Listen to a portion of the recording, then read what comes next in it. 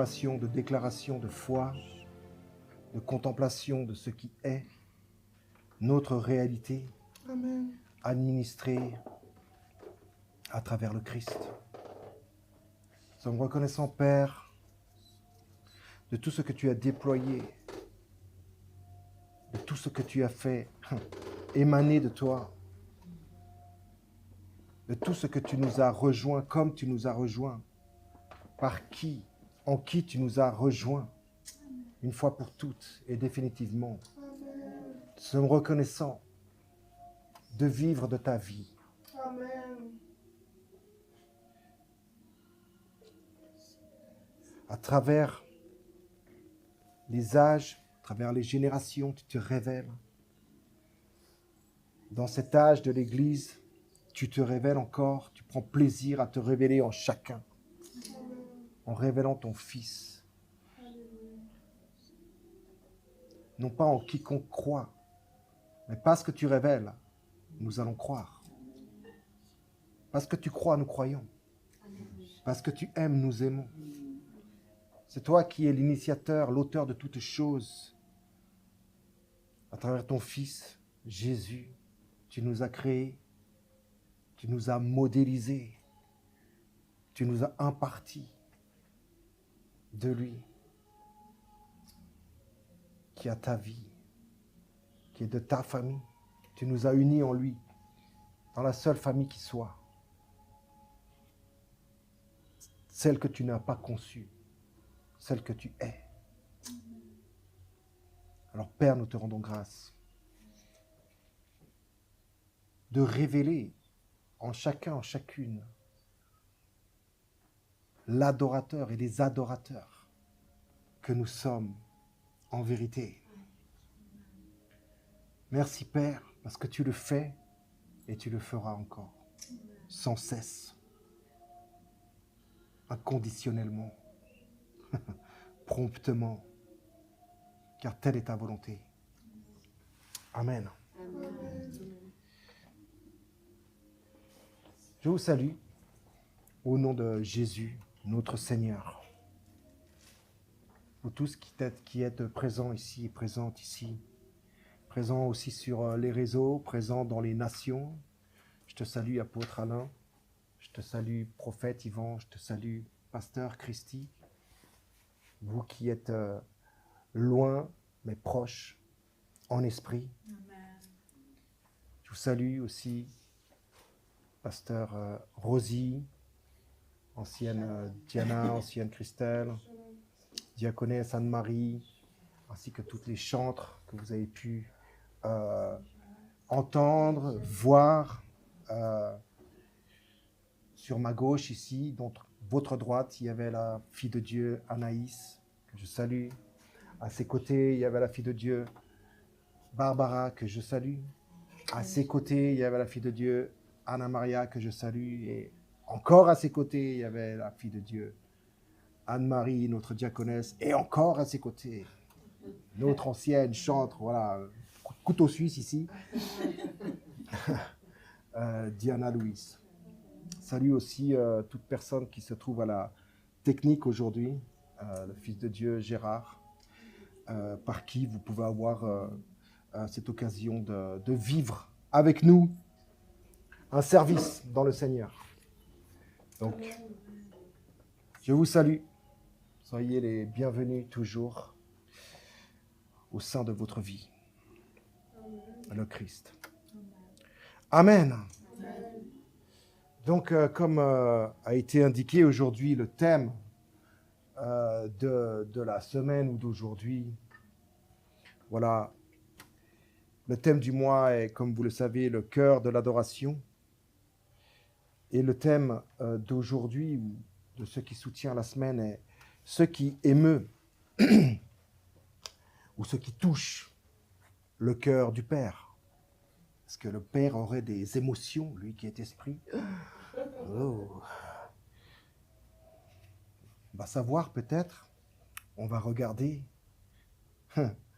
Nous sommes esprits, mais nous sommes aussi âme dans un corps. Nous sommes ce que nous sommes, fait de sentiments, fait d'émotions. J'imagine que le jour où la Trinité, à travers les mains du Fils, nous a créé de ce qu'on appelle la poussière, a récapitulé tout ce qui était, tout ce qui avait été fait, que vous pouvez voir dans Genèse.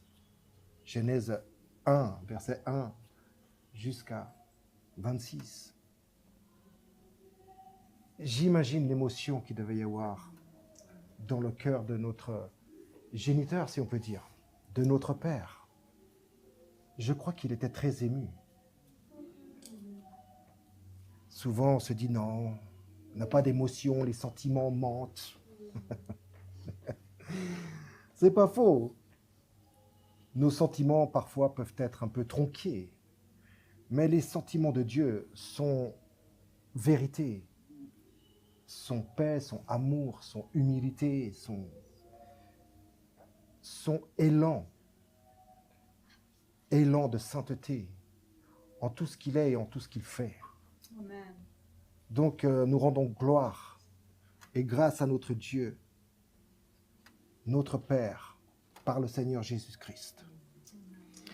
Et nous rendons grâce aussi au Saint-Esprit qui nous permet de rendre grâce en ce jour et qui nous tient vivants, vivifiés dans ce corps.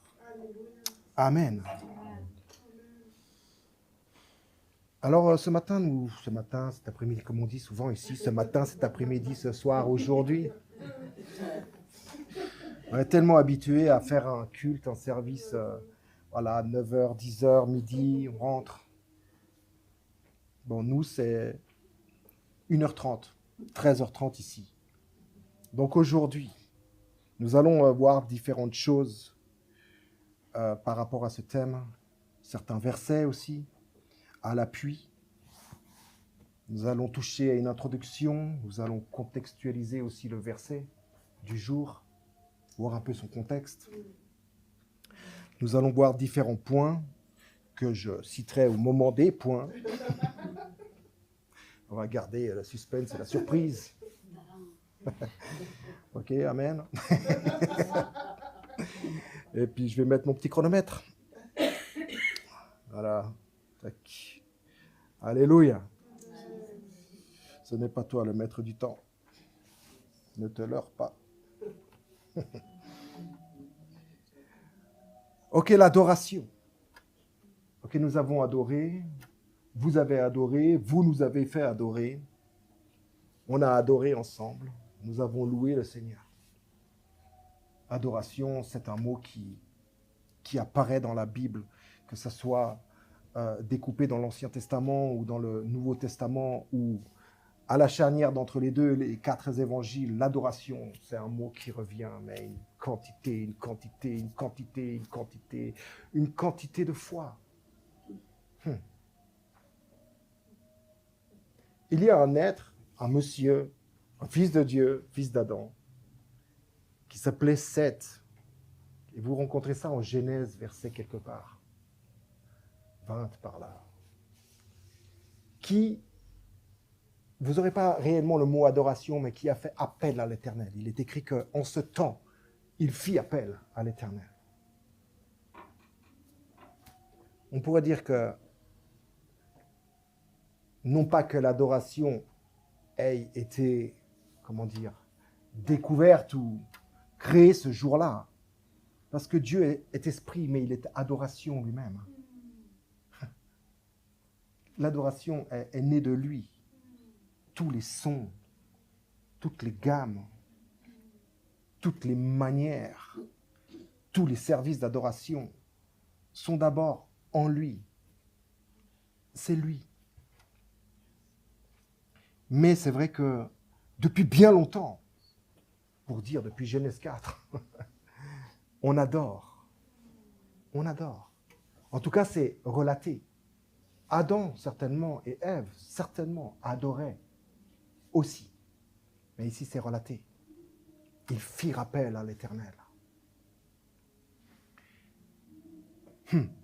Alors, l'adoration telle que nous est...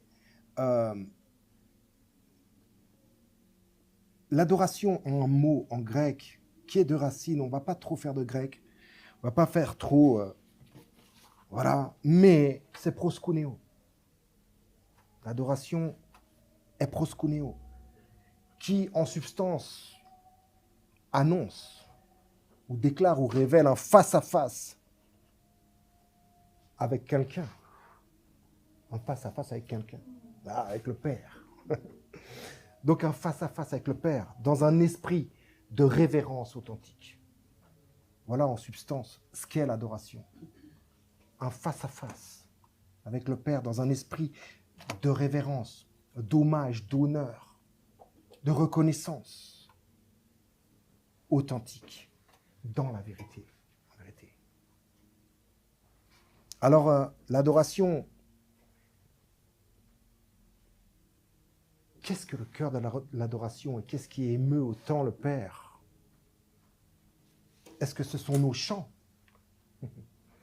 Uniquement nos chants. On a passé un bon service de louange, si on pourrait dire. Un bon temps de louange. Est-ce que ce sont nos prières, des prières bien faites? Est-ce que ce sont nos jeûnes? Les jeûnes, on se tient. Voilà, 3 jours de jeûne. Je ne mange pas, je ne bois pas. Je me suis tenu pendant 3 jours. Est-ce que ce sont nos rassemblements, comme ce matin? Oui. Effectivement, oui. On ne va pas dire non. Oui. Vous croyez que ça ne touche pas le cœur de Dieu de voir une personne ou un groupe s'engager dans le jeûne et la prière, s'engager dans l'adoration, s'engager dans un rassemblement? Oui, ça fait partie. Mais, on va dire qu'il y a un petit mais. Les Écritures nous révèlent une chose. Nous révèlent quoi? Beaucoup de choses, n'est-ce pas? Mais, rappelez-vous, lorsque Samuel est envoyé vers, sauf erreur, Jessé, en tout cas le papa de David et de plusieurs, et toute une fratrie. Rappelez-vous ce moment où Samuel voit la fratrie, ils sont 7, mais il va apprendre qu'il en manque un. Et ces 7 sont bien portants, ils sont forts, ils sont beaux, ils sont jeunes, ok, remplis de talent, dotés. Et Samuel doit oindre un roi. Et lui, il regarde à la stature du gars. Hein. Il a 7 statures devant lui. 7 fils qui sont là. Waouh! Et le Père lui parle. Et Dieu lui parle. Non, ce n'est pas celui-là. Ce n'est pas celui-là. Ce n'est pas celui-là. Et mais alors, c'est lequel? Ah, ça doit être lui. Celui-là, il est bien. Non, ce n'est pas celui-là. Mais comment? Yahweh. Comment? Vous regardez à ce qui frappe les yeux. Il va lui dire. Moi, je regarde au cœur. Les Écritures nous apprennent une chose, nous enseignent, nous révèlent une chose, que Dieu regarde à ton cœur. Regarde pas à ton aspect, tout ce que tu vois dans le miroir et qui pour toi semble moyen, carrément nul ou carrément extra. Ne regarde pas à ça. Regarde à ton cœur. Mais c'est étonnant parce que Jérémie a déclaré que le cœur est tortueux par-dessus quoi? Par-dessus le clavier? Non. Par-dessus tout. Le cœur, là. Et c'est là où Dieu regarde. Et là où il regarde, c'est tortueux par-dessus tout. Et que ce cœur même est méchant. C'est Jérémie qui dit. C'est pas parce que c'est découpé dans l'Ancien Testament que ça n'a pas de valeur aujourd'hui. Et Dieu regarde au cœur de l'homme. Et qu'est-ce qu'il y voit? Un cœur tortueux et méchant, au-dessus de tout, par-dessus tout. Mais ce qui est intéressant dans ce verset, c'est que Jérémie ajoute, et qui peut le connaître? Qui peut le connaître? Ça, c'est une question importante. Une question raisonnée. Parce que Jérémie est prophète de Dieu, choisi de Dieu, avant même qu'il soit enfanté. Choisi avant qu'il soit même tissé dans le sein de sa mère. Je t'ai choisi comme prophète des nations. Le gars, c'est un petit adolescent de 16 ans, 15-16 ans. Le gars, il dit, non, mais... C'est un prophète. Et il est envoyé vers les nations afin d'exposer la parole de Dieu, la volonté de Dieu, et avec une réelle envie que ceux devant lesquels il est exposé, que ceux-ci reçoivent cette parole de Dieu. Et nous allons bien connaître comment ils n'ont pas reçu. Jérémie n'a pas été reçu. Dieu n'a pas été reçu. Mais qui peut le connaître? Parce que ce que je vois, moi, et Jérémie sait ce qu'il voit. Mais Dieu ne se tourmente pas avec quelque chose de tortueux, quelque chose de méchant. Jérémie, oui. Mais qui peut le connaître? Seul celui qui connaît ton Père. Non, seul celui qui connaît ton cœur. Ça rime à l'envers. Est ton Père. Est Dieu, au fait. C'est le seul qui connaît ton cœur. Bien sûr, il n'est pas dupe. Il n'est pas dupe. Il sait que c'est tortueux là-dedans. Il sait que c'est pas toujours gentil, très sympa. Il le sait. Et toi aussi, j'espère. Mais, alors, qu'est-ce qui peut tellement toucher le cœur du Père, alors qu'il regarde au cœur, et que ce cœur, nous avons vu, il n'est pas dupe, il est tortueux, il le sait, il est méchant, il le sait. Alléluia.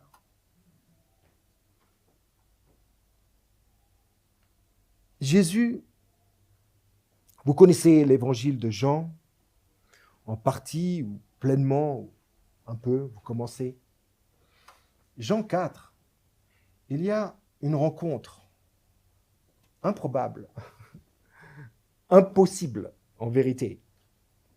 Dans la religion à l'époque, dans les ordonnances, etc., une rencontre et une relation comme ça, ne serait-ce que le temps qu'elle a eu lieu, cette relation quelques, je sais pas, on va pas dire quelques heures, mais quelques minutes, ce n'était impossible. Ce n'était pas permis par la loi une telle discussion entre une Samaritaine et une personne qui est reçue comme un prophète ou comme un rabbi.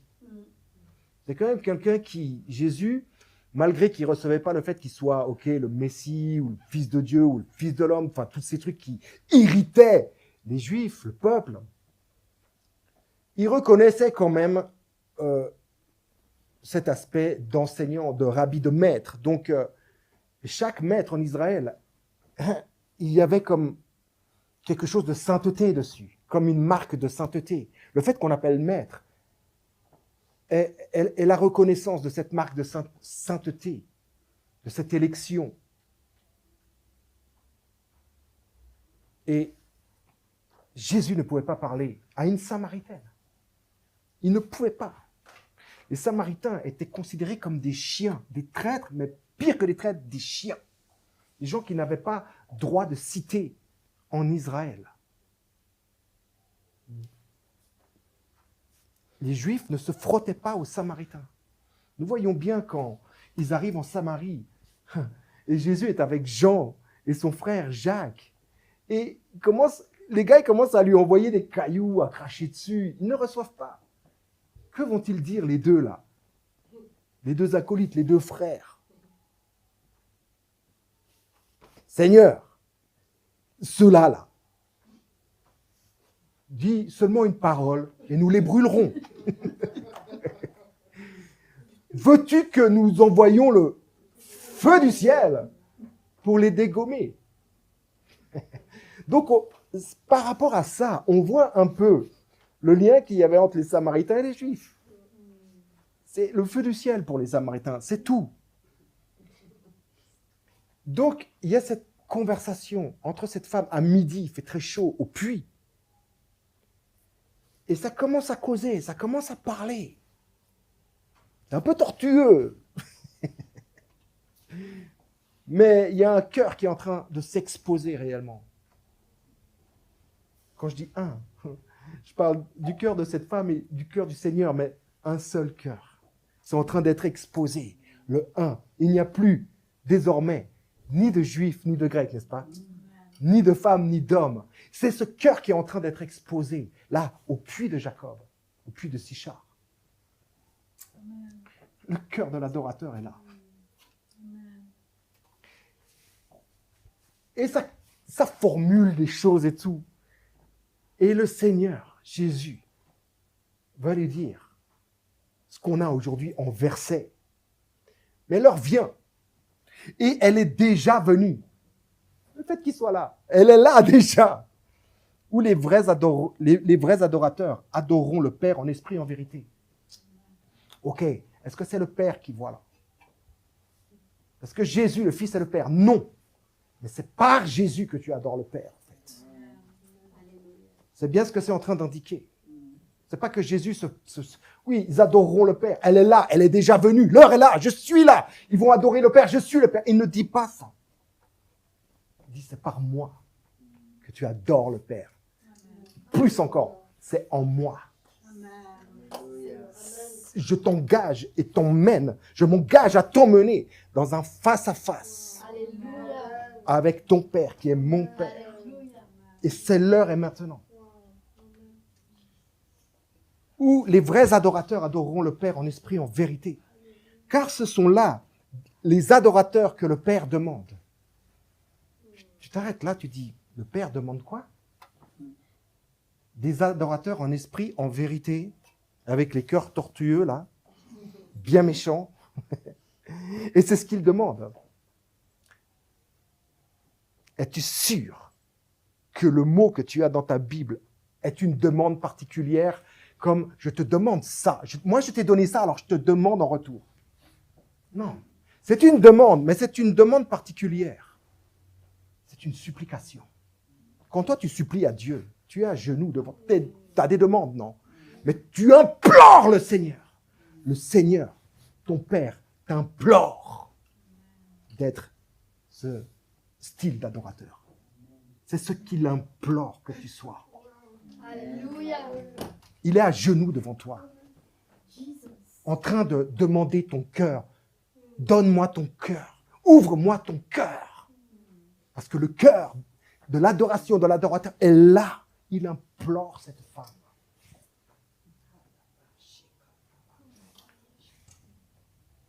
Alors, le contexte ici est simple.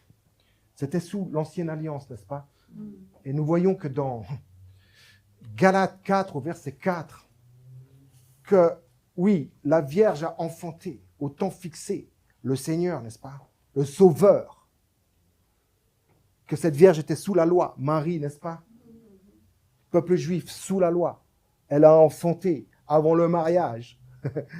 Ça lui a causé bien des problèmes, mais nous savons, l'Esprit te couvrira. Il n'y a pas eu d'adultère, il n'y a pas eu d'abus, il n'y a pas eu de transgression de la loi. C'est le Seigneur.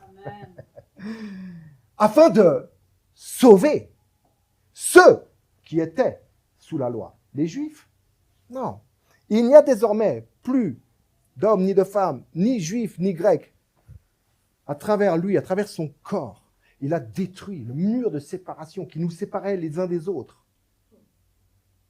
D'une nation aux autres. En créant lui-même un seul être nouveau, un seul homme nouveau, un seul être nouveau. Un adorateur. Un véritable adorateur, celui que le Père demande. Alors, nous savons que sous l'ancienne alliance, l'adoration était, mais vraiment, était étroitement encadrée. Si on était sous l'alliance, là, oubliez là, ici, là, le chœur ici, et la chantre ici. Vous n'avez même pas voix au chapitre. Non, c'est des hommes qui adorent. Les femmes, non. Oubliez ça. Sous l'ancienne alliance, il n'y a rien de tout ça. OK? Et ici à Genève, oublie. C'était étroitement encadré par la loi. Et il y avait un lieu, Jérusalem, dans le temple. Il y avait des sacrifices. Il y avait des rites. Il y avait des fêtes prescrites par la loi pour adorer.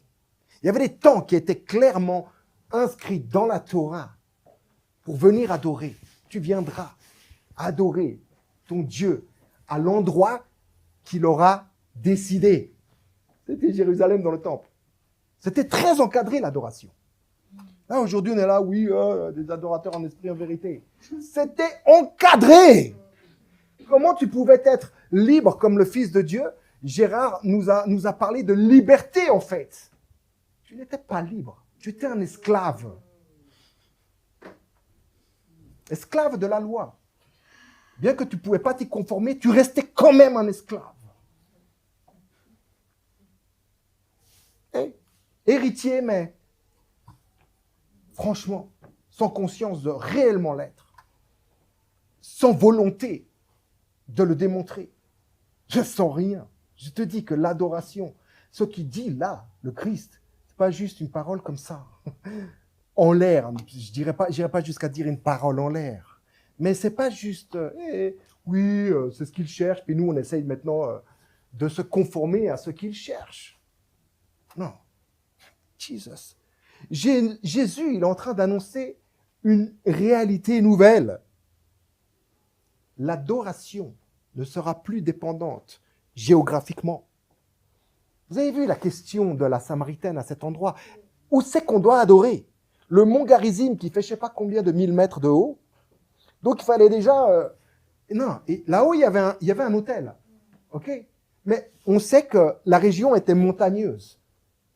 Donc, il n'y avait pas d'arbre là-bas. Il fallait se taper tout le bois jusqu'en haut, sur les épaules. Regardez Abraham aussi, il se tape tout le bois. Les gars, ils sont dans le désert, hein. Il n'y a pas de forêt, hein. C'est pas comme en Suisse. Non. Donc, les gars, ils montaient au mont Garizim qui fait, j'avais regardé une fois, plus de 1000 mètres. Il est très haut. Il fait très chaud. Il fallait monter là-haut pour adorer. Et la dame, elle se demande si c'est bien là qu'il faut adorer ou si c'est à Jérusalem qu'il faut adorer. Donc, il y a des lois. C'est encadré. Et Jésus annonce cette réalité que, non, les gars, vous n'allez plus être dépendants géographiquement d'un lieu de culte, d'un lieu d'adoration, d'un système religieux et de pratiques religieuses, rituelles. That's it. C'est fini. L'heure est venue. Je suis là maintenant. Et ce qu'il cherche, ce qu'il demande, c'est là. Il est là. Il est là. Tu participes à son adoration qu'il a au Père en vérité. Alors, avec lui, avec Jésus, tu pourras dire oui, mais on est en jeu. Non, mais, ok, après, il y a une conscience. Il y a un éveil. Et quand cet éveil prend forme, fait naître des choses, on se rend compte que c'est avec lui, la vie change totalement. La loi change totalement. Les prescriptions sont plus les mêmes. Tout change. Même la respiration, l'attitude, tout change. Alors avec lui, l'adoration change de nature et de centre.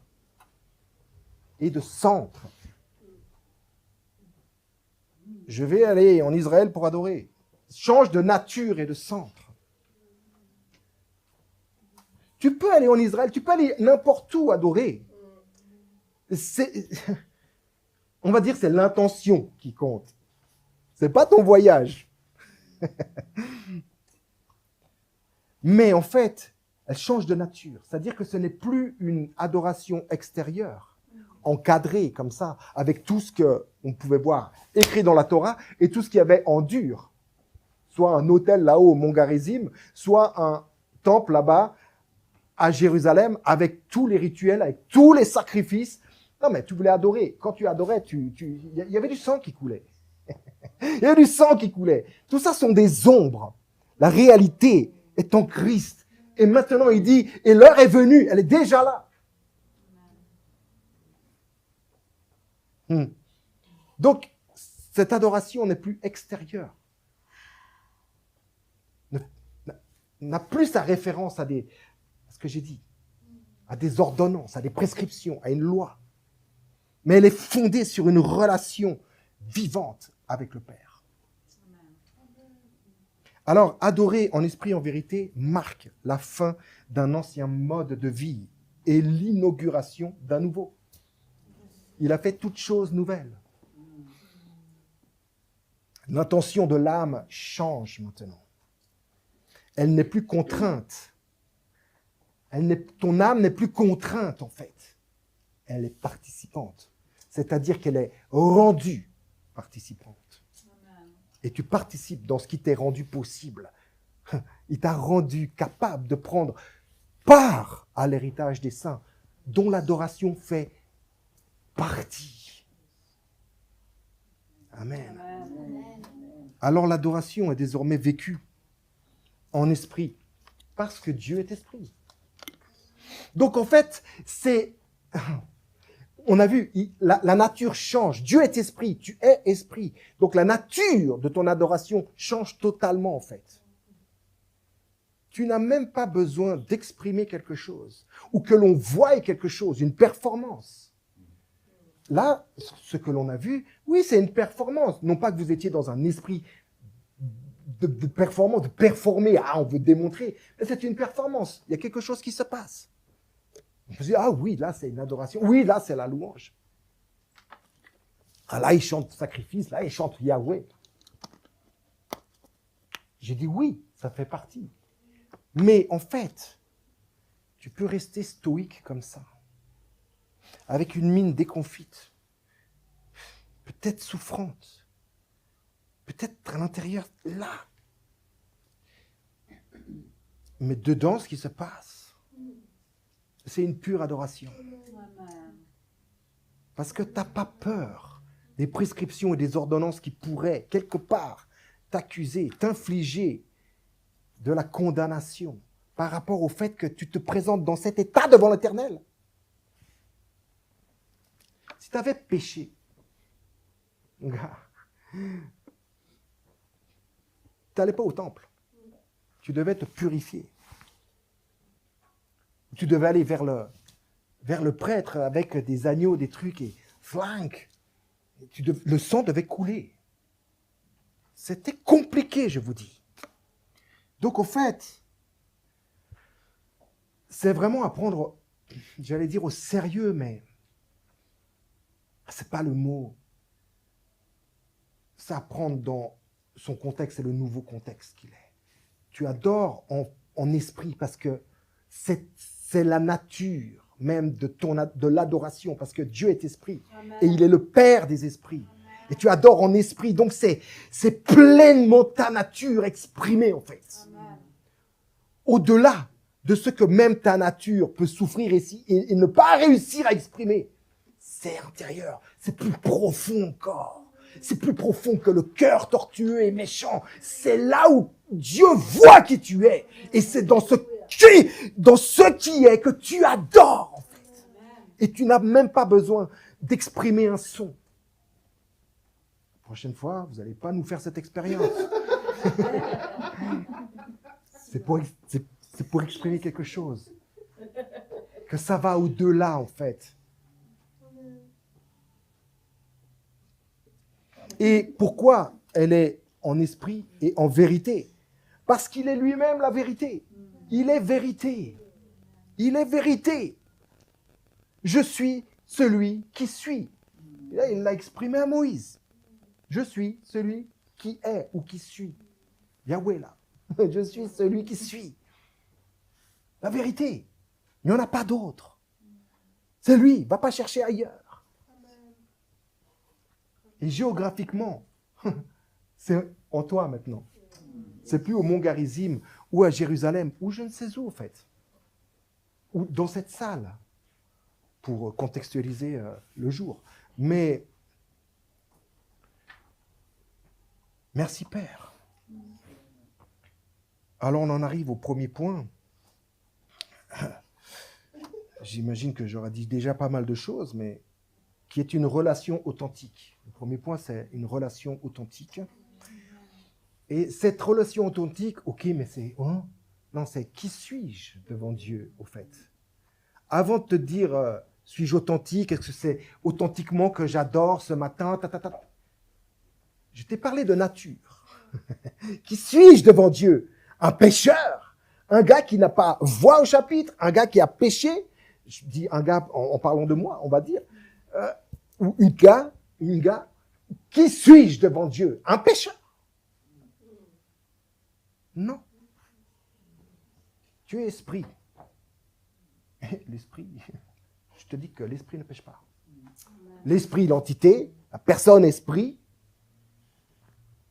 Mais toi, en tant qu'esprit, personne esprit, qui se révèle, il y a des lumières à des moments, alléluia, mais qui n'est pas encore pleinement révélé, pleinement manifesté, mais qui parfois, alléluia, et on rend grâce à Dieu quand ça se passe, quand ça se... Voilà, ah ouais, là j'ai senti que j'étais vraiment dans quelque chose d'authentique. J'étais vraiment en moi, c'était vraiment moi. C'est quand on se dit ça. Sans phare, sans jugement, c'était vraiment moi. Cette personne que Dieu ton Père recherche, d'une certaine manière, qui demande en fait, qui t'implore de dire, mais sois de plus en plus cette personne qui était vraiment moi là, qui était vraiment toi. Mais qui suis-je devant Dieu, en fait? Tu es esprit. C'est pour ça que tu adores en esprit. Parce que tu es esprit. En fait, qui suis-je devant Dieu? Si tu arrives avec ok, qui suis-je devant Dieu? Je suis un pécheur. Qui suis-je devant Dieu? Ah, je suis malade. Qui suis-je devant Dieu? Ah, je suis vraiment bien. Ah là, vraiment, cette semaine, j'ai bien obéi. C'est autre chose. C'est déjà autre chose. L'esprit, ton esprit, la personne que tu es réellement, ne se pose pas ce genre de questions. Jamais. Jamais ne se pose qui elle est comme question, ou est-ce qu'elle a bien fait, ou mal fait, ou comment, ou pas encore fait, ou trop fait. Jamais elle se pose ce genre de questions. Elle est pleinement en face à face, authentiquement, H24, 7 jours sur 7, face à face, devant son Père, à travers le Fils, définie totalement par le Fils, sans avoir besoin de se dire, je suis définie. Hein. Ah, c'est toi. Elle sait. Elle est un. Mais nous sommes un peu morcelés. Et nous sommes dans une dispensation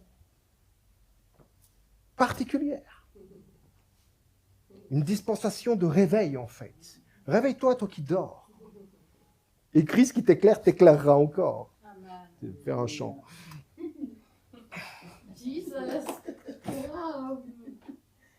Alors le Père ne cherche pas une adoration parfaite en vérité, mais on l'a compris, une relation authentique. Une communion vivante avec lui.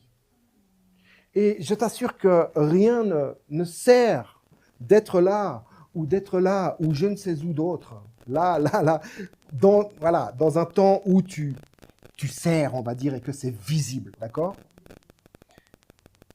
Mais même quand tu es seul dans ta chambre, là, où rien n'est visible, tu es juste seul face à toi-même, on pourrait dire entre guillemets, mais sachant avec ta conscience que oui, face au Père, dans le Christ, rien ne sert. Donc, quel que soit tout ce que je viens de te citer, il y en a d'autres, la liste est non exhaustive, comme on dit, n'est-ce pas? Mais rien ne sert de cacher tes luttes. Rien ne sert de cacher nos luttes ou de prétendre que tout va bien. Tu n'es pas obligé de venir ici exagérer. Ah, ou exagérer. Ah, je vais bien. Il faut que... Ouais, je suis en pleine lutte. Là, ils vont voir que... Ouais, ils vont voir que malgré tout, je suis là. Là, t'es ailleurs.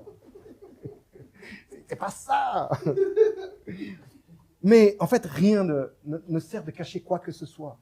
Rien ne sert de cacher quoi que ce soit. Mais de venir à lui. Parce qu'on vient à lui. Oui, on est en nous-mêmes. Oui, mais on vient à lui. Il y a quand même un mouvement. Il y a quand même quelque chose qui se passe. Si peut-être c'est pas 2-3 pas. Mais ça peut être des pas aussi. Parce que venir à l'église, ou comme on appelle l'église dans une communauté, dans une assemblée, c'est aussi venir à lui. D'une certaine manière, techniquement, ça l'est aussi, oui. Mais ce n'est pas seulement ça. La liste est non exhaustive de comment venir à Dieu, en fait. Jesus. En soi, t'es déjà venu, en fait, il est déjà venu. En tant que toi est déjà venu, enfin bref, t'es déjà venu, mais dans cette dispensation, dans notre vie, nous allons à lui. Nous allons à lui tout le temps, en fait. Même quand on pense ne pas y aller. Marcher à reculons ou tourner le dos. On est déjà dans une attitude, dans une relation que on est conscient qu'il y a quelqu'un, mais on lui tourne le dos. Le cœur, là, comme ça. Mais Dieu regarde au cœur, à la réalité, là. À ce qu'il connaît de toi, ce qu'il sait de toi, ce qu'il a fait de toi. Un enfant.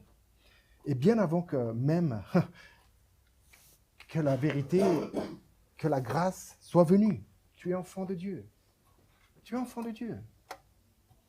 Tu procèdes de lui. Mais soyons authentiques, c'est ça. Pas besoin de cacher.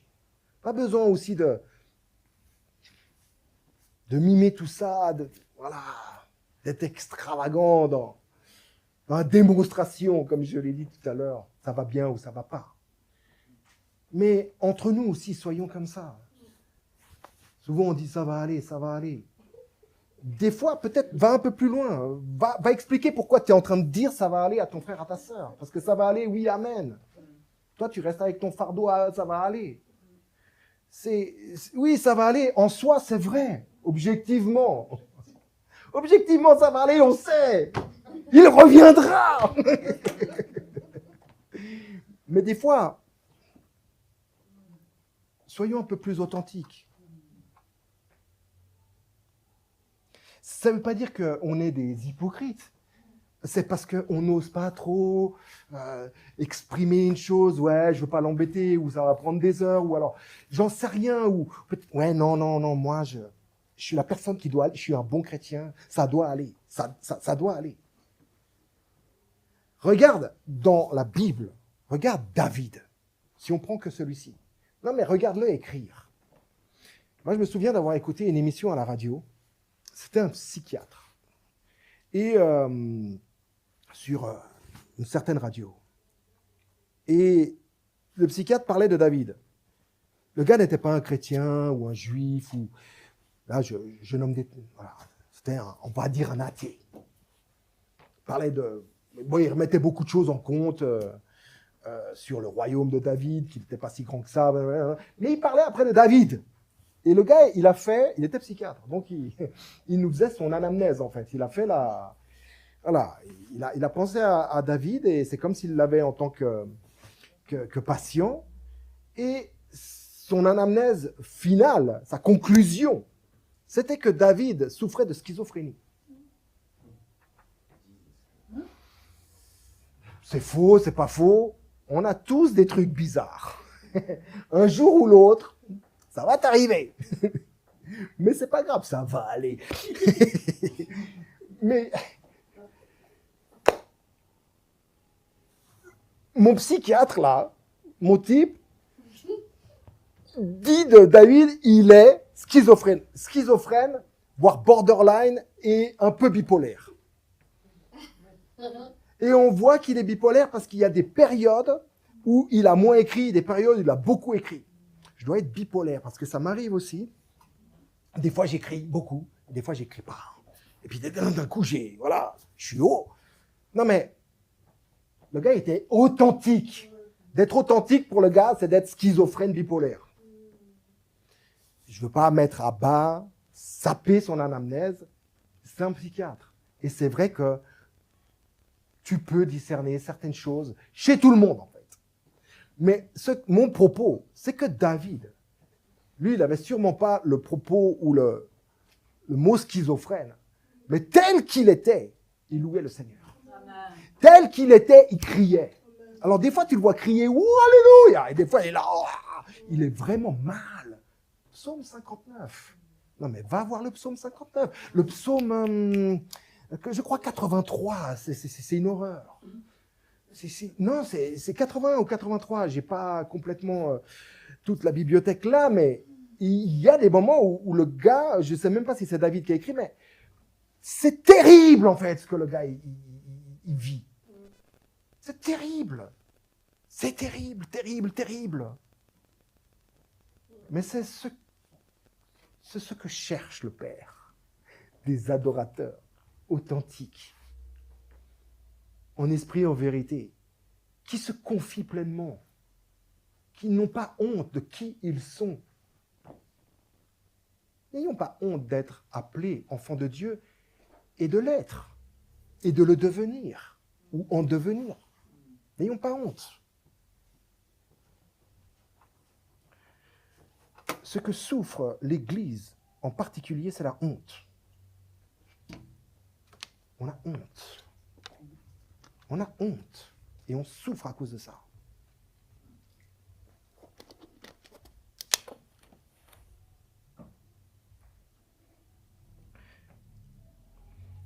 Dans la joie, dans la détresse,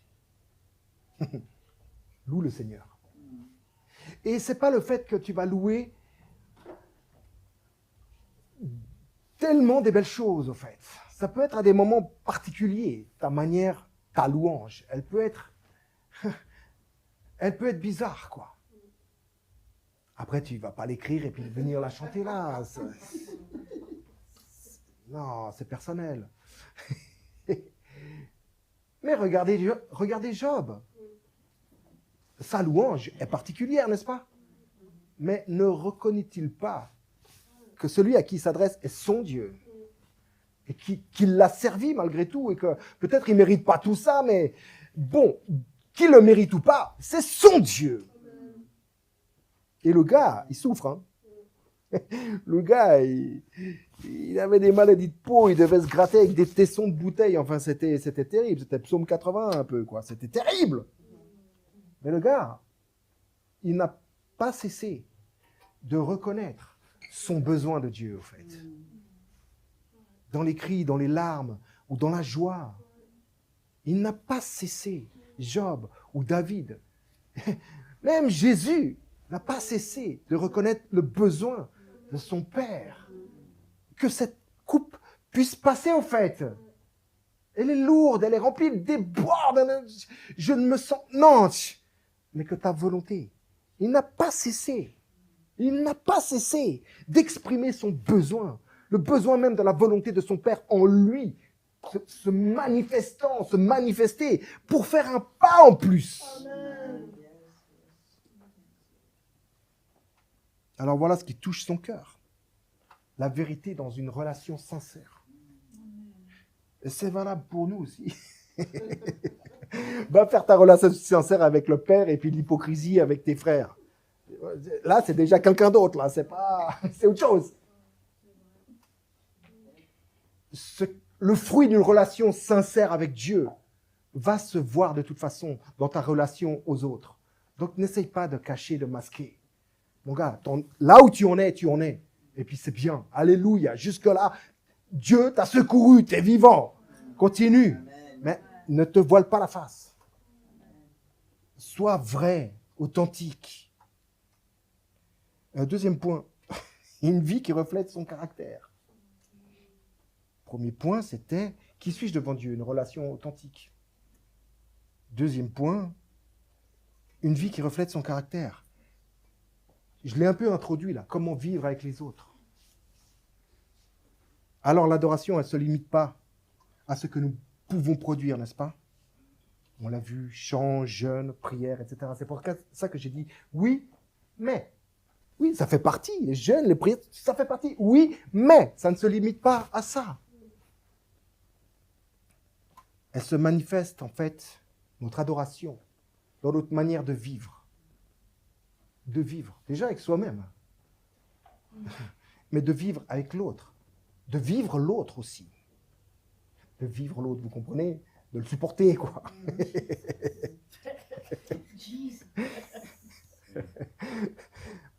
En fait, par une vie qui répond à sa volonté, à la volonté de Dieu.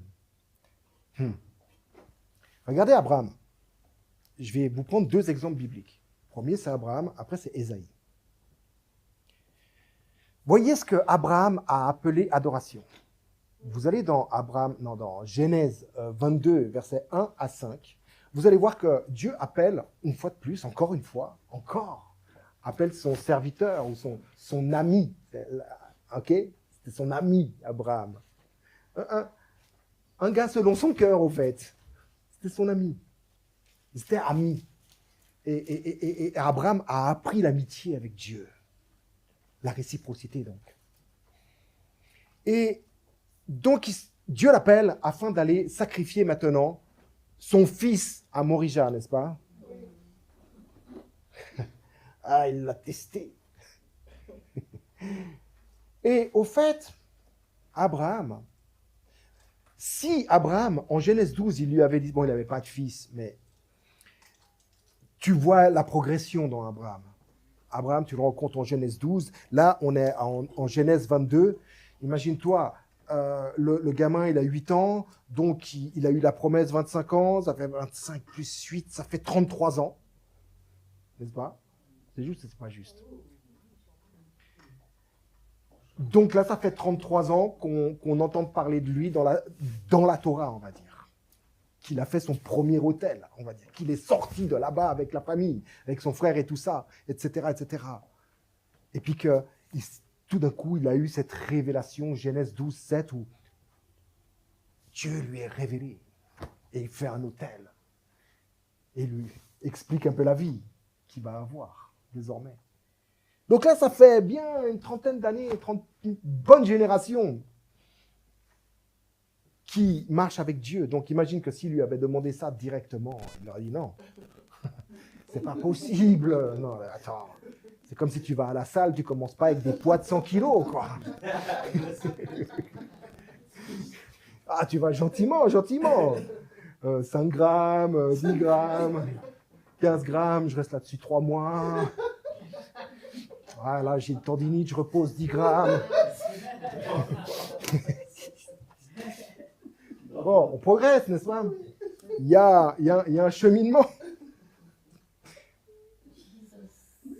Donc, regardez ce que... Non, mais moi, la première fois que j'ai lu ça, il y a pas mal de temps, que j'ai relu, parce que, vous voyez, comme on lit la Bible, tu lis la Bible, puis un jour, il y a quelque chose qui attire plus quelque chose qui est là, qui t'impacte plus encore. Et un jour, je me rappelle toujours ce jour où j'ai lu Genèse 22, verset 5. Bon, avec les versets 1, 2, 3, 4. Hein. Mais j'arrive sur le verset 5. Et il dit, ouais, déjà il obéit, il dit, oui, je suis là, ton serviteur est là, écoute, parle, vas-y. Ouais, tu vas me donner ton fils, Glic, et puis tu vas aller là-bas. En plus, tu vas marcher pendant 3 jours dans le désert et tout ça. Ça va être rude, en fait. En plus, avec toute la conscience que ce que je te demande, en fait, adorateur en esprit et en vérité, ce que je te demande, voilà ce que je demande. Et le gars, il a dit, ok, moi et le jeune homme, donc Isaac, c'est Isaac ou quoi? C'est Isaac, hein. Ouais. C'est Isaac. Moi et le jeune homme, nous irons jusque-là, donc à Moria, pour adorer. Pour adorer. Donc ici, le mot, c'est un peu comme en grec. Hein. C'est se prosterner et rendre hommage. Voilà, face à face avec Dieu, se prosternant, dans une attitude de prosternation, en rendant hommage à Dieu. Voilà comment je vais te rendre hommage et voilà ce que j'ai. Oui, d'après ce que tu m'as dit, voici ma réciprocité, voici ma réponse. C'est ce que je vais faire. Et il dit, je vais adorer. Voilà. Immoler son fils, c'est une adoration. Ouh! Mais ça démontre la relation qu'Abraham a avec son père. Lui, Abraham, qui était le père d'un seul, parce que pendant longtemps, il voulait sa progéniture. Il était Abraham jusqu'au jour où il a compris qu'il serait le père de plusieurs. Et Dieu lui a annoncé qu'il avait bien compris. Maintenant, il lui a révélé son nom, Abraham, père d'une multitude. Donc, il a fallu qu'il marche, n'est-ce pas? Et ce père d'un seul qui est devenu père d'une multitude, maintenant, il a son hérite, il a sa progéniture enfin. Et elle lui est demandée. Et il y va en adorant. Il sait Qui est son père qui lui demande une telle chose? Et pour lui, il prend conscience, il sait que c'est d'adorer, de rendre hommage à la vérité, que de répondre en esprit, en vérité, en fait.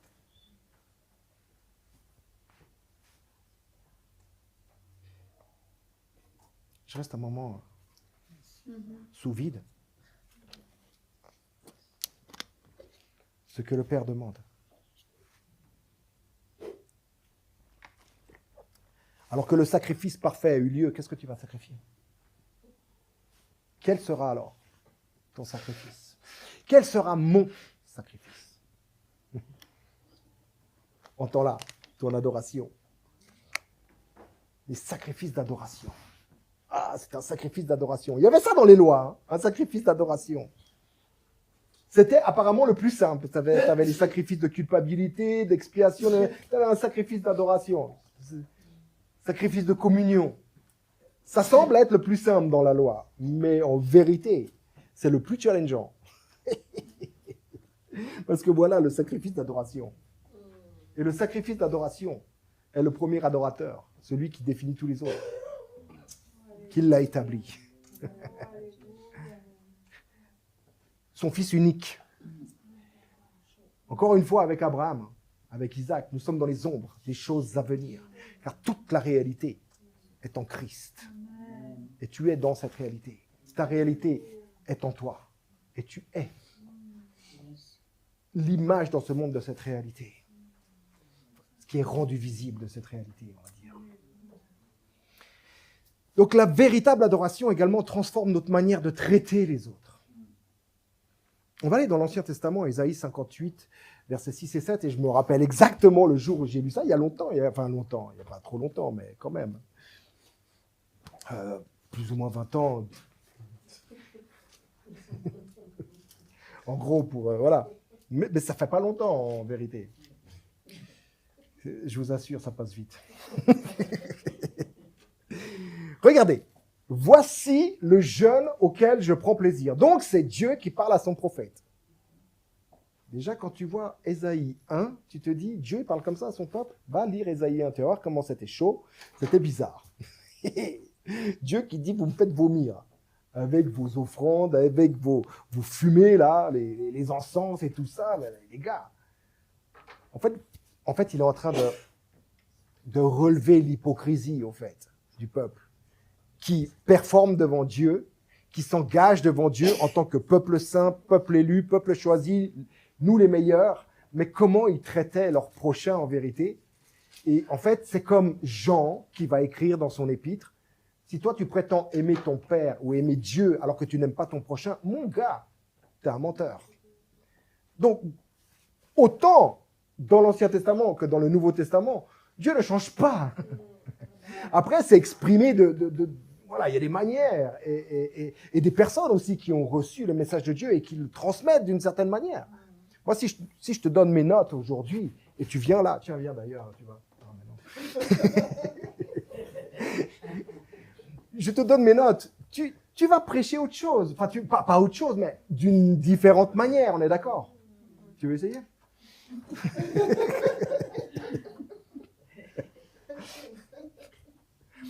Voici le jeune auquel je prends plaisir. Détache les chaînes de la méchanceté.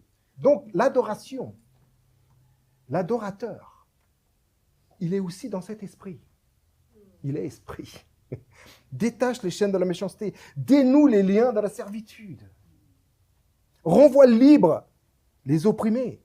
Et que l'on rompe toute espèce de joug. Partage ton pain. Partage ton pain avec celui qui a faim. Nous parlons que la véritable adoration transforme notre manière de vivre. Donc, voilà ce qu'est en train d'exprimer Dieu à travers son prophète. Partage ton pain avec celui qui a faim. Oui, qu'est-ce qu'il récitait tout le temps? L'homme ne vivra pas seulement de pain, mais de toute la parole qui sort de la bouche de l'Éternel. Deutéronome 8, verset 4, je crois, sauf erreur. Ok, les gars, ils récitaient ça. Shema, Shema, Israël, Shema, Shema, écoute, écoute, écoute. Et ils écoutent, mais ils font rien. Et c'est pas seulement Israël. Ça, c'était dans cette dispensation. Dieu ne change pas, mais l'homme, pas tellement non plus.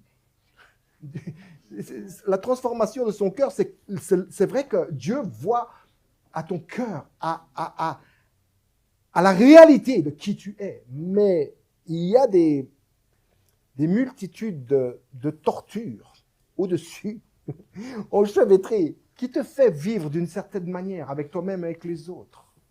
Et Dieu, en fait, veut juste nous amener à la conscience de quelque chose, en fait. La parole de Dieu, les Écritures, sont là pour te révéler le cœur de Dieu, en fait. Le cœur de l'adorateur. Et ta réciprocité, inéluctable avec lui, au fait. C'est inéluctable. Si ce n'est pas aujourd'hui, ça sera demain. Si ce n'est pas demain, ça viendra. Ça viendra. Mais il nous éclaire, il nous élève jusqu'à son rang de sainteté, afin que nous puissions réciproquer en ce que nous sommes, en fait. Vous qui n'étiez rien, Pierre, il va dire, vous n'étiez rien, mais vous êtes un peuple élu, un prêtre, sacerdoce royal. Partage ton pain avec celui qui a faim et fais entrer dans ta maison les malheureux sans asile. Si tu vois un homme nu, couvre-le et ne te détourne pas de ton semblable. Voici le jeûne auquel je prends plaisir. Voici le jeûne auquel Dieu prend plaisir. Tu peux toujours te priver de nourriture ou de structure liquide. Tu peux faire ça pendant 40 jours, toute ta vie. C'est ton cœur que Dieu cherche. Et un cœur transformé, c'est exactement ça. Détache les liens, les chaînes de la méchanceté. Déjà en toi-même. Dénoue les liens de la servitude. Si tu ne les dénoues pas en toi-même, oui, non, mais c'est Dieu qui fait. Non, mais il ne fait pas sans toi. Il ne fait pas sans toi. Il ne fera jamais sans toi. Jamais, jamais, jamais. Renvoie libre les opprimés, etc. Le pardon, pardonner quelqu'un, c'est de renvoyer libre celui que tu opprimais dans ton cœur. Voici le jeûne auquel je prends plaisir. Voici la transformation de notre cœur tortueux et méchant. Athanase enseignait que puisque Dieu est miséricordieux, les vrais adorateurs deviennent eux aussi miséricordieux. Par réciprocité, en fait. Par reflet. Par reconnaissance, en fait. Ils se reconnaissent de la même famille. Ah, mon père est comme ça. Ah, j'imite mon père.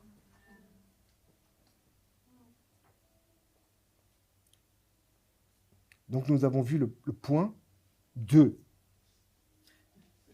Une vie qui reflète son caractère. Comment vivre avec les autres. Point 3. L'humilité et la foi. L'humilité et la foi. Ok, l'humilité et la foi. En fait, c'est, oublie un peu les concepts. C'est comment recevoir ce que Dieu donne.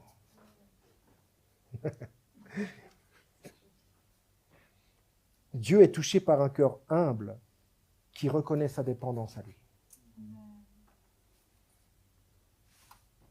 Je ne vais pas trop parler de David, j'en ai parlé avant, mais le fils prodigue à son retour, n'est-ce pas? Déjà dans sa mare au cochon, là-bas, dans son pays au cochon, enfin là où il était, quoi. Déjà, il y a quelque chose qui revient à son esprit, à son cœur. Mais dis donc, mais moi, chez mon père, parce qu'il avait faim, il était en train de jeûner là-bas. Il ne pouvait même pas manger la nourriture des cochons. Et tiens, tu vas avoir faim. Et c'est à cause de son ventre là que sa conscience a commencé à lui parler, en fait, à se manifester. Dis donc, mais chez ton père là-bas, tu avais tout. Ton père a un patrimoine incroyable et extensible.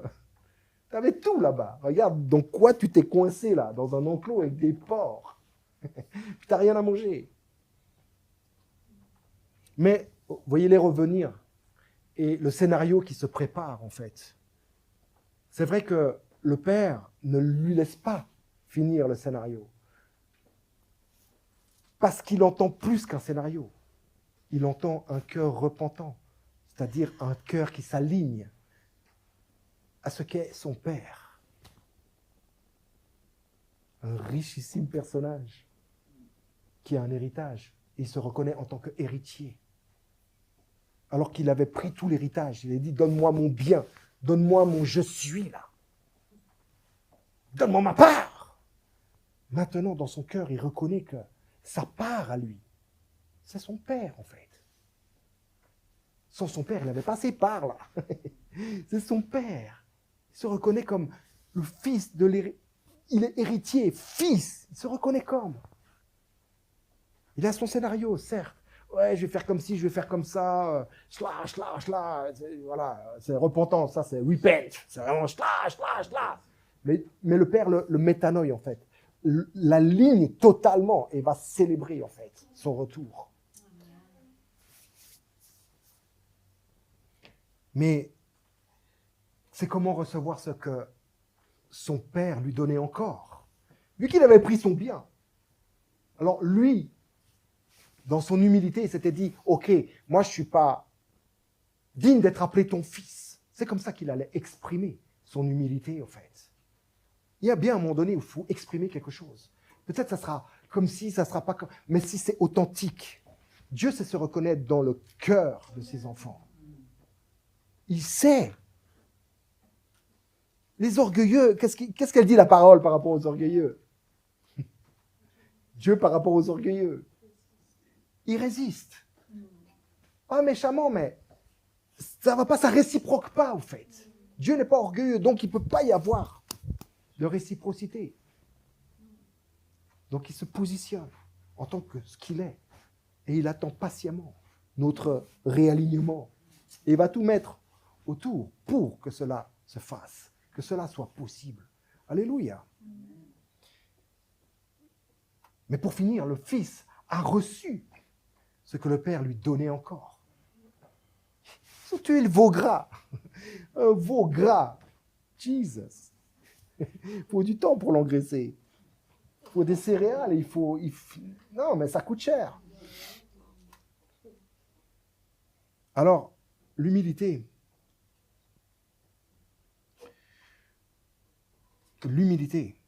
nous rend disponibles. Et je dis bien, nous rend disponibles à la grâce de Dieu. Non pas que le fait d'être humble maintenant va disposer Dieu à toi.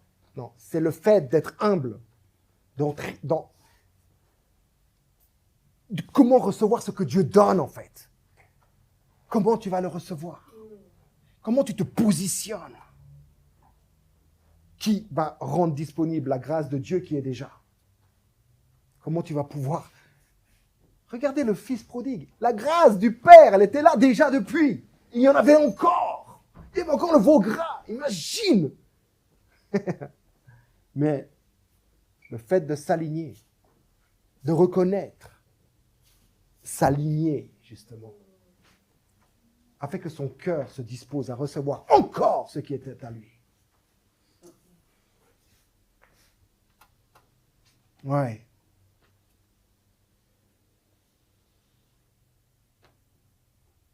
Maintenant, la foi ne cherche pas à mériter l'amour de Dieu. Ce que tu appelles ta foi ne va pas t'aider à recevoir quoi que ce soit. Et en tout, l'amour de Dieu. La foi, elle reçoit avec confiance ce que lui, Dieu, te donne gratuitement. Or, sans la foi, il est impossible d'être agréable à Dieu, n'est-ce pas? Hébreux 11, verset 6. Or, sans la foi, il est impossible de... Si j'ai pas la foi, je suis pas agréable. Combien de fois, là? Ouais, là, j'ai pas fait preuve de foi. Là, j'ai pas cru. Là, il m'a dit d'aller, puis j'y suis pas allé. Je suis resté. Alors, je suis pas agréable à Dieu. En fait, pour comprendre les Écritures, tu dois comprendre ton père. Tu dois comprendre ton frère. Tu dois comprendre et avoir une relation forte avec le Saint-Esprit qui t'éclaire et qui te conduit dans toute la vérité.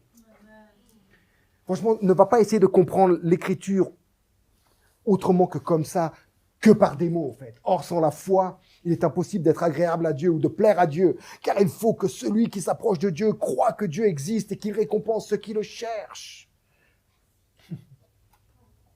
Ça peut être très condamnant. Si tu lis les mots comme ça, et tu as tes concepts. Non, la foi, elle se confie dans ce que Dieu a déjà accompli en Jésus-Christ. C'est juste un relâchement. Foi et humilité sont proches, au fait. Sont très, très proches. C'est ça. La foi et l'humilité sont proches, si on ose dire proches. Sont un. Avant la ruine, le cœur de l'homme s'élève, n'est-ce pas? Mais l'humilité précède la gloire. L'humilité précède la gloire. Quelle gloire! Là aussi, si tu lis avec des concepts, tu risques d'aller ailleurs, en fait. C'est ce que l'humilité nous rend disponibles à la grâce de Dieu, à ce qui est déjà. L'humilité précède la gloire, qui est déjà. Mais un cœur humble va t'aider. Une foi humble va réellement t'aider à recevoir ce que Dieu a déjà donné, en fait. C'est pour ça l'exemple du fils prodigue, en fait. C'est humilié. Le gars, il s'est humilié. Ok, d'une certaine manière, à une certaine époque, c'était comme ça, comme ça, comme ça. Essaye de traverser les époques, essaye de traverser les concepts.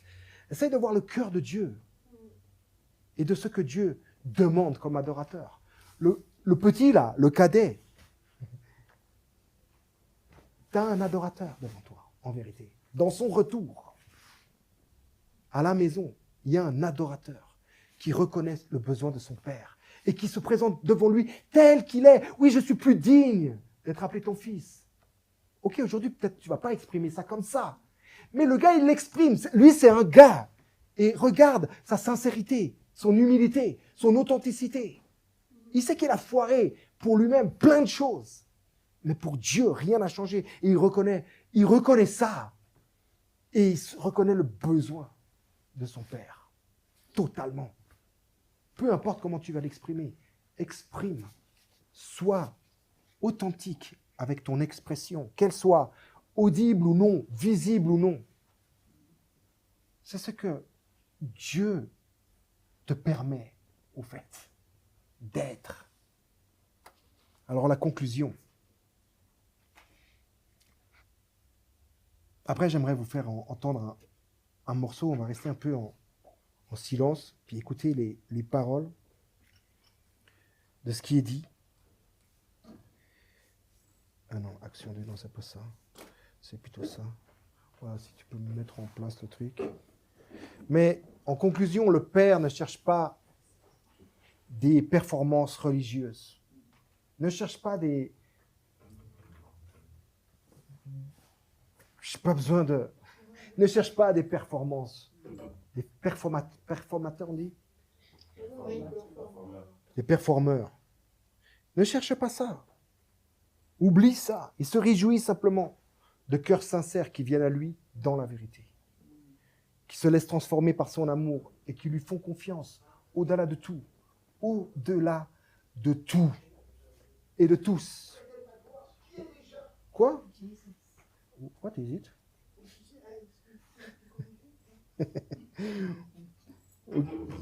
Bizarre.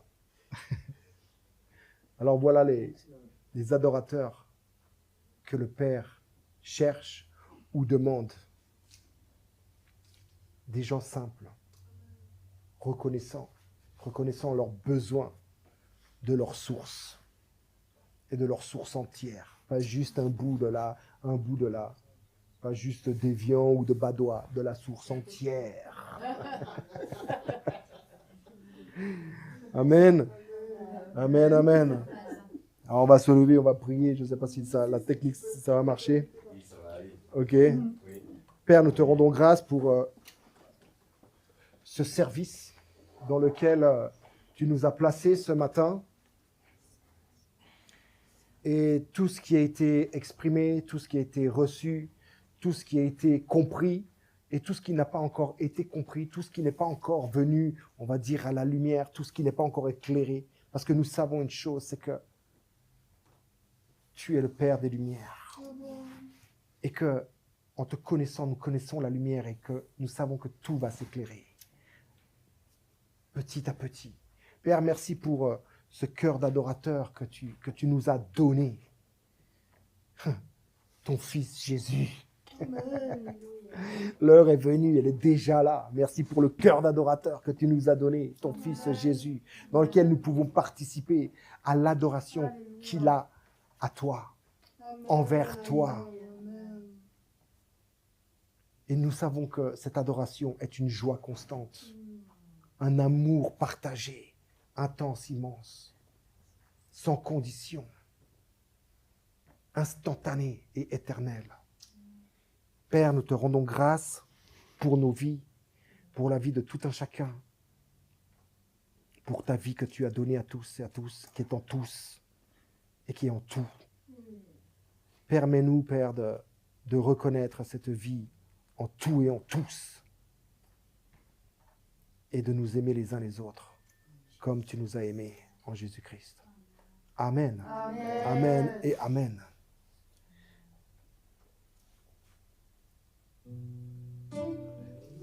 Ce morceau, il s'appelle « Celui que je ne suis pas ».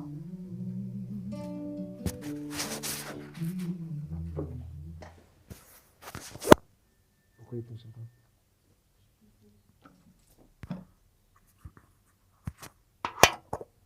C'est bizarre, les techniques et tout ça.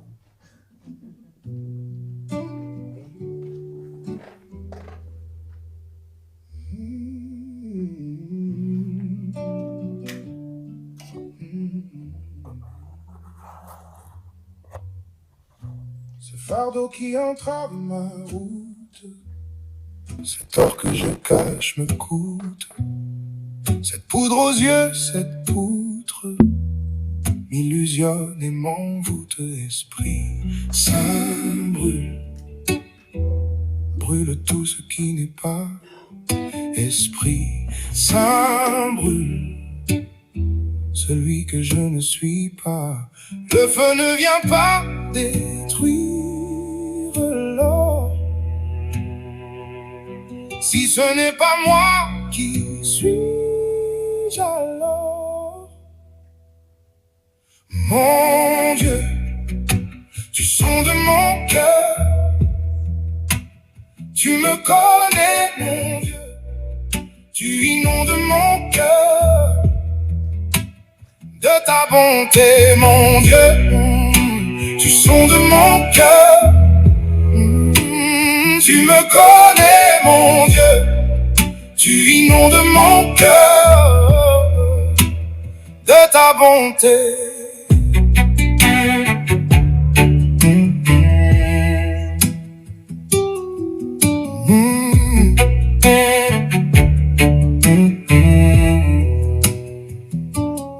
Si je souffre, c'est de ne pas connaître, de ne pas savoir qui vit en mon être.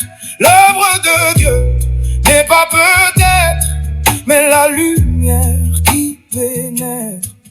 Esprit Saint brûle, brûle tout ce qui n'est pas. Esprit Saint brûle celui que je ne suis pas. Le feu ne vient pas détruire l'or si ce n'est pas moi. Qui suis-je alors? Mon Dieu, tu sondes mon cœur, tu me connais, mon Dieu, tu inondes mon cœur de ta bonté. Mon Dieu, tu sondes mon cœur, tu sondes mon cœur. Tu me connais, mon Dieu, tu inondes mon cœur de ta bonté.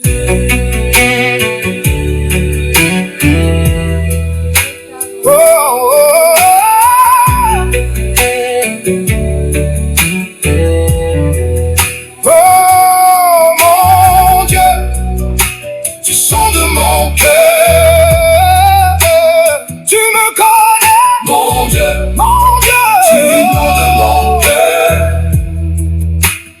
de ta bonté.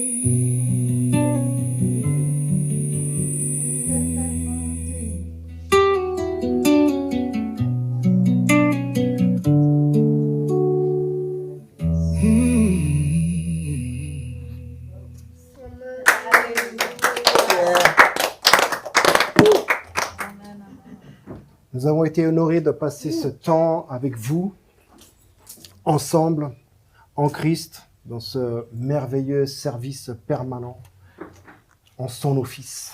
Alléluia. Et nous vous souhaitons un excellent dimanche, une excellente semaine, une vie merveilleuse, pleine et radieuse. Alléluia. L'amour du Père,